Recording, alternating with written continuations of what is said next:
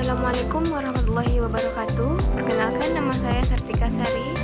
Saya mahasiswa semester 2. Baiklah, di sini saya akan menjelaskan tentang konsep dasar penagihan pajak. Konsep dasar penagihan pajak. Pengertian penagihan pajak. Penagihan pajak adalah proses tindakan yang dilaksanakan terhadap penanggung pajak agar membayar utang pajak serta biaya penagihan pajak. Kegiatan penagihan pajak dilakukan oleh bagian penagih atau seksi penagihan di kantor pelayanan pajak tempat wajib pajak terdaftar. Penagihan pajak adalah tindakan penagihan yang dilaksanakan oleh fiskus atau juru sita pajak kepada penanggung pajak tanpa menunggu jatuh tempo pembayaran yang meliputi seluruh utang pajak dari semua jenis pajak, masa pajak dan tahun pajak. Sedangkan penanggung pajak adalah orang pribadi atau beban yang bertanggung jawab atas pembayaran pajak, termasuk wakil yang menjalankan hak dan memenuhi kewajiban wajib pajak menurut ketentuan peraturan perundang-undangan perpajakan. Biaya penagihan pajak adalah biaya pelaksanaan surat paksa, surat pemerintah, melaksanakan penyitaan, pengumuman lelang, pembatakan lelang, jasa penilai, dan biaya lainnya sehubung dengan penagihan pajak.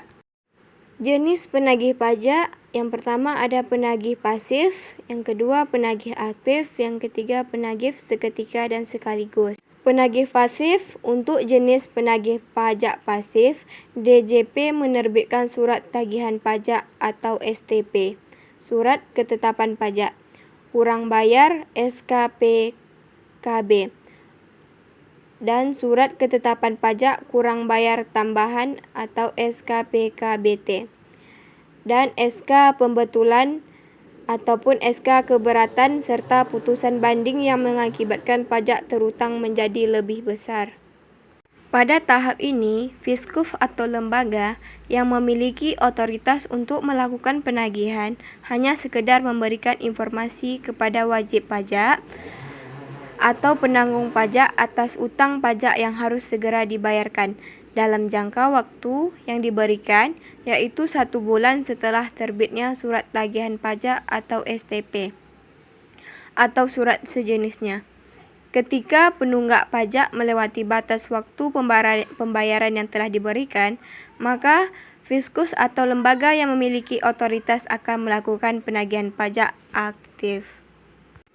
Prosedur ini tercantum pada pasal 9 ayat 3 UU KUP yang mengatur tentang surat tagihan pajak atau STP, surat ketetapan pajak kurang bayar SKPKB, serta surat ketetapan pajak surat bayar tambahan SKPKBT, surat keputusan keberatan, surat keputusan pembetulan, putusan banding, serta putusan peninjauan kembali yang harus dilunasi dalam jangka waktu 1 bulan sejak tanggal surat diterbitkan.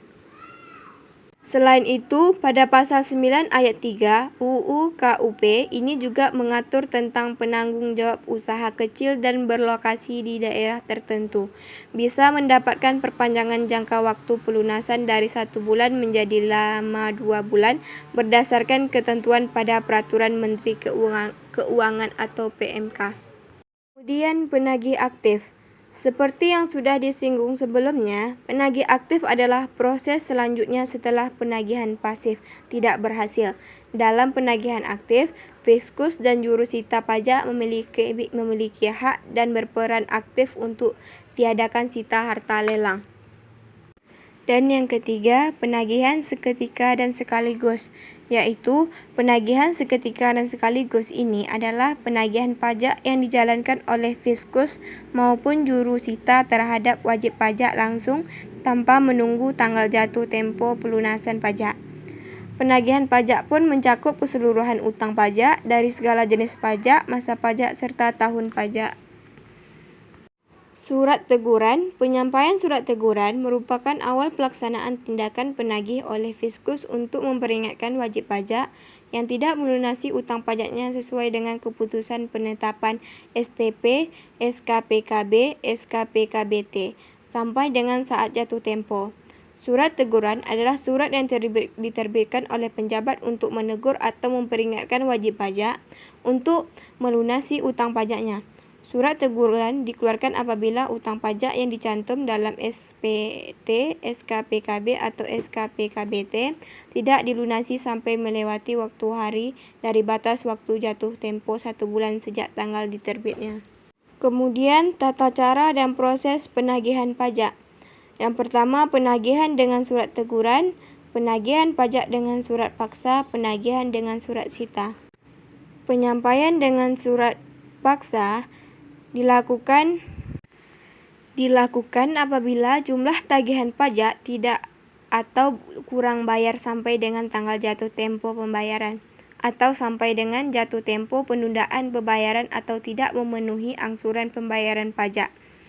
Apabila wajib pajak lalai melaksanakan kewajiban membayar pajak dalam waktu sebagaimana ditentukan dalam surat teguran, maka penagihan selanjutnya dilakukan oleh jurusita pajak.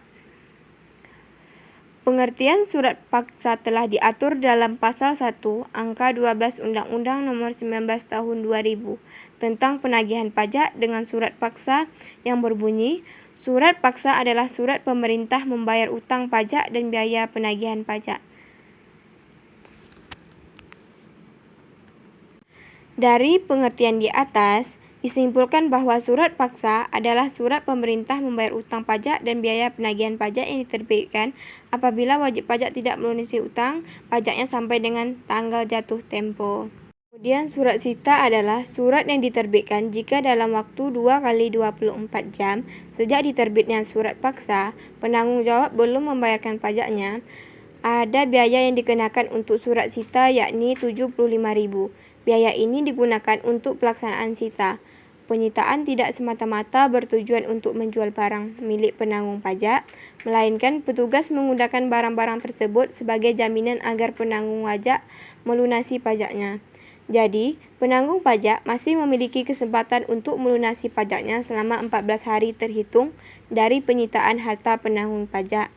Jika dalam 14 hari penanggung pajak masih belum membayarkan utang pajaknya, maka akan diterbitkan pengumuman lelang.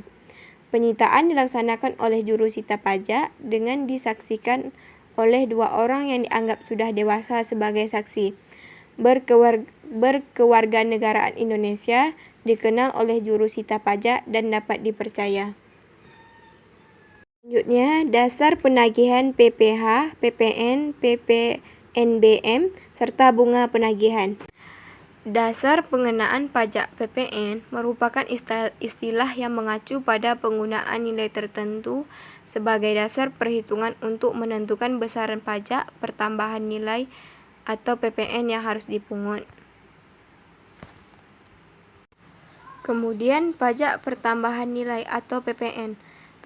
PPN adalah pajak yang dikenakan dalam setiap proses produksi maupun distribusi atau pungutan terhadap konsumsi barang kena pajak atau jasa kena pajak di dalam daerah.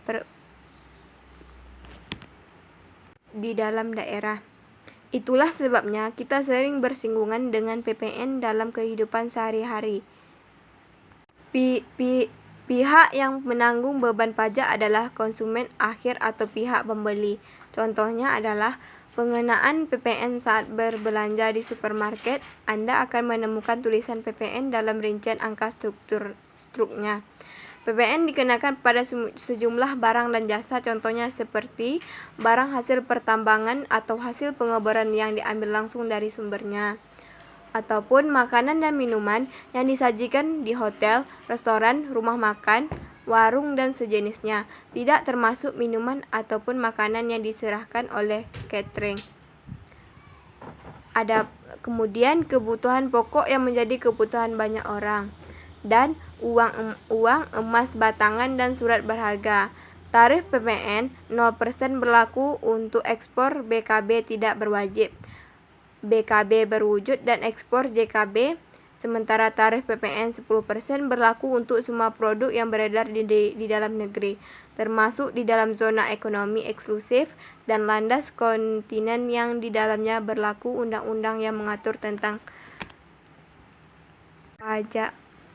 surat tagihan pajak, surat ketetapan pajak kurang bayar, surat ketetapan pajak kurang bayar tambahan, surat keputusan pembetulan, surat keputusan pemberatan, putusan banding, dan putusan peninjauan kembali sehingga total pajak yang diperlukan dilunasi bertambah. Kemudian dasar penagihan PBB. Dasar penagihan PBB ada 3. Yang pertama, surat pemberitahuan pajak terutang. Yang kedua, surat ketetapan. Dan yang ketiga, surat tagihan pajak. Kemudian, daluarsa penagihan pajak. Penagihan pajak disebut daluarsa. Penagihan pajak disebut daluarsa apabila sudah melewati batas waktu penagihan, yakni 5 tahun terhitung sejak diterbitkannya dasar penagihan pajak. Jika sudah daluarsa, maka hal tersebut tidak dapat lagi dilakukan karena hak penagihan atas utang pajak tersebut telah dianggap gugur. Kemudian kewajiban wajib pajak dalam penagihan. Wajib pajak memiliki kewajiban yang pertama bersifat kooperatif dalam tindakan penagihan pajak.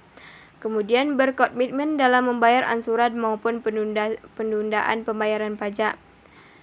Dan tindakan melanggar UU penagihan pajak dengan surat paksa saat penagihan pajak yang menyebabkan tindak pidana, misalnya memindah tangankan, menyembunyi, menghilangkan, maupun memindah hak atas barang yang disita.